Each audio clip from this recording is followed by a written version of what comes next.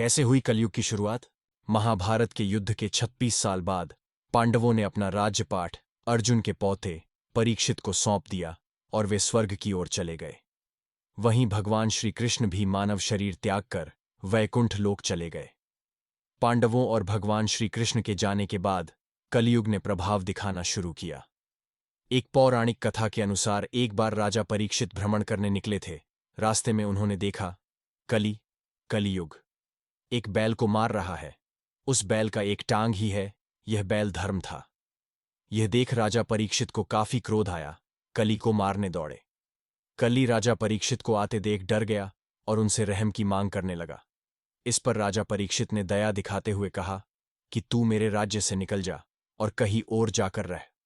ये सुन कली ने कहा कि पूरे धरती पर आपका ही राज है, मैं धरती छोड़कर कहां जाऊं। राजा परीक्षित ने दया दिखाते हुए कहा, जहां अधर्म, चोरी, झूठ हो वहां चले जा। लेकिन इन सब स्थानों से कली को संतुष्टि नहीं हुई और एक बेहतर जगह मांगने लगा। इस पर राजा परीक्षित ने कली को सोने पर रहने के लिए कह दिया।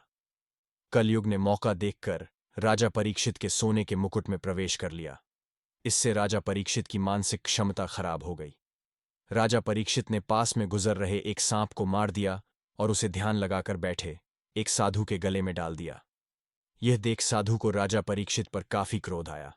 साधु ने तुरंत राजा परीक्षित को श्राप दिया कि तेरी मौत आज से 7वें दिन हो जाएगी। 7 दिन बाद राजा परीक्षित की मौत हो गई। राजा परीक्षित के मरने के बाद कलयुग ने पूरे धरती को अपनी चपेट में ले लिया। हर तरफ पाप और अधर्म करने लगा। फिर इसी तरह से कलयुग का आगमन धरती पर हुआ।